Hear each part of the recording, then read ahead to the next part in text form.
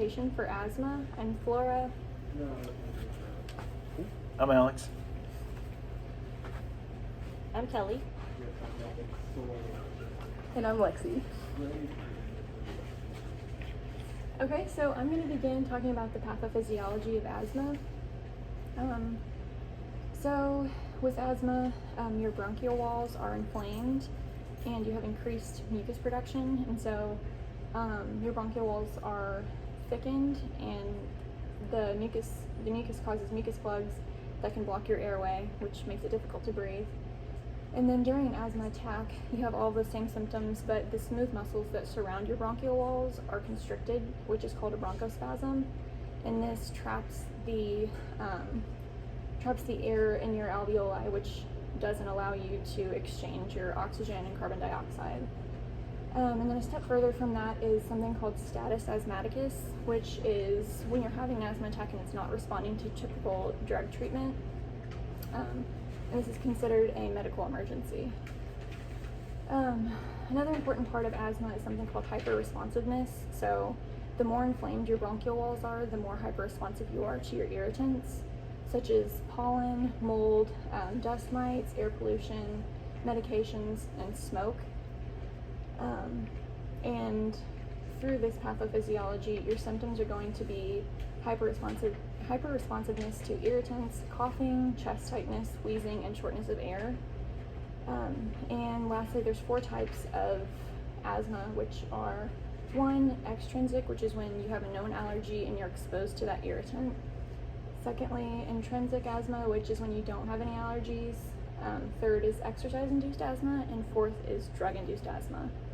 And here we've got a chart of a normal non-asthmatic bronchiole versus an asthmatic bronchiole.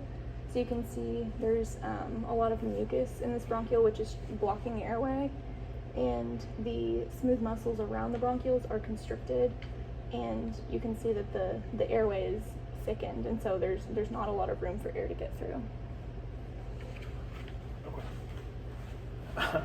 All right, my name is Alex. I'm going to talk about age and race groups.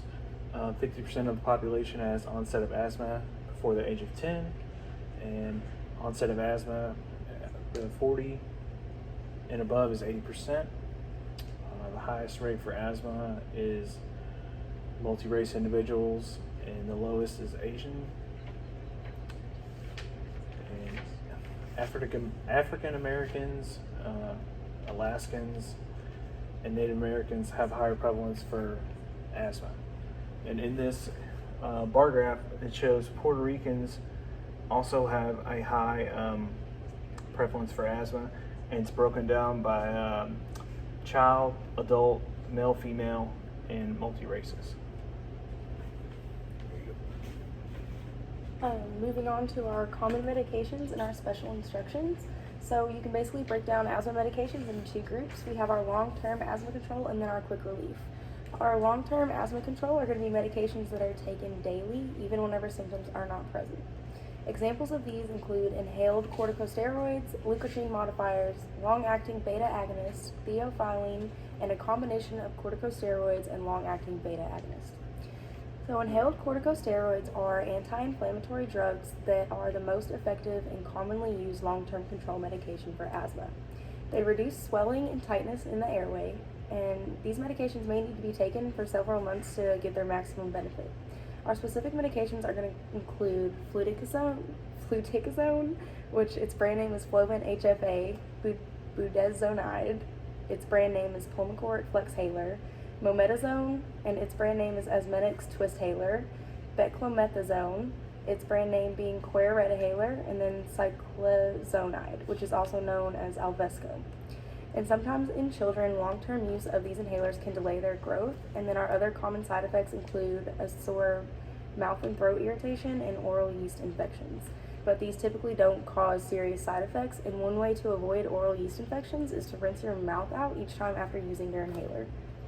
And then we have leukotriene modifiers, which block the effect of leukotrienes, which are immune system chemicals that trigger asthma symptoms. These medications help prevent symptoms for up to 24 hours. Specific medications include montelukast, which is known as Singulair, zafirlukast, which is Aculate, and Xylefton, which is known as Zyflo. In rare cases, montelukast has been linked to psychological reactions like agitation, aggression, hallucination, depression, and suicidal thoughts. Moving on to our long-acting beta agonists, these are bronchodilators that open the airways and reduce swelling for up to 12 hours. Although they are effective, they have also been linked to severe asthma attacks, so this is why they are most commonly taken in combination with inhaled corticosteroids. Our combination of corticosteroids and long-acting beta agonists include fluticasone and salmeterol, which is known as Advair Discus, budesonide and formoterol, which is Dulera, and fluticasone and bilanterol, which is known as Brio. Another long-acting long-term asthma control medication is going to be theophylline, which is just a bronchodilator that's taken daily to treat mild asthma. And moving on to the quick relief medications, which are also known as rescue medications, can ease worsening symptoms and stop an asthma attack in progress. Examples of these include short-acting beta agonists, ipratropium, and oral and IV corticosteroids. They begin working in minutes and last for 4 to 6 hours. They're not intended for daily use, and using these inhalers more than what your doctor recommends indicates that the patient's asthma is not under control.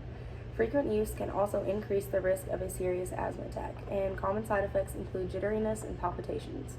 So our short-acting beta agonists are going to include albuterol, which is also known as ProAir HFA, Ventolin HFA, and then we have levalbuterol, which is known as Zopenex HFA.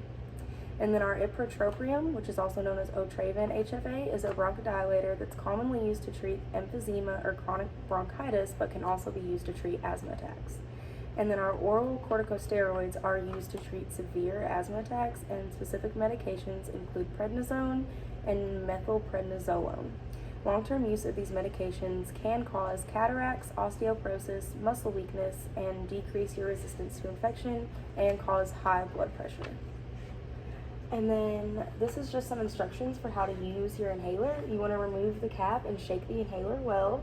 Breathe out all the way, and then breathe in and press down on the inhaler. It's really important that you hold your breath and count to 10, so that way you let the medication act and then you slowly breathe out.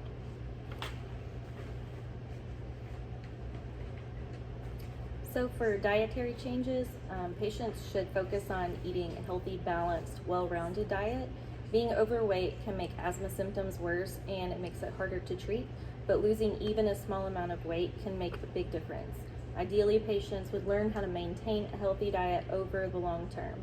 Eating plenty of fruits and vegetables is very important. They're a good source of antioxidants such as beta-carotene and vitamin C and E, and these can help reduce lung swelling and irritation caused by free radicals.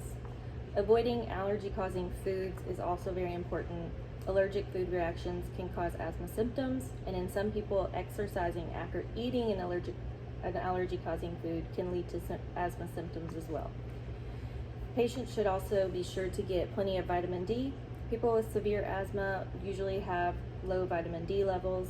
Milk, eggs, and fish such as salmon all contain vitamin D, and even spending a few minutes outdoors in the sun can increase vitamin D levels.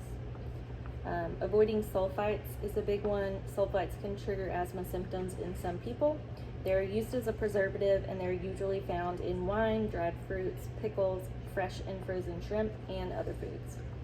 It's possible that eating less sodium or eating foods rich in omega-3 fatty acids found in cold water fish and some nuts and seeds may reduce asthma symptoms, but more research is needed to verify this. Early evidence suggests that there's not a single food or nutrient that improves asthma symptoms on its own. Instead, people with asthma benefit from eating a well-rounded diet that is high in nutrients. Magnesium can also be helpful. In a study that was done by the American Journal of Epidemiology, found that children ages 11 to 19 who had low magnesium levels, they also had low lung flow and volume. Patients can improve their magnesium levels by eating magnesium-rich foods such as spinach, pumpkin seeds, dark chocolate, Swiss chard, and salmon. Okay. Some info to share with the patient is take control of your symptoms. Don't let them worsen or escalate. Consult a doctor to create a treatment plan.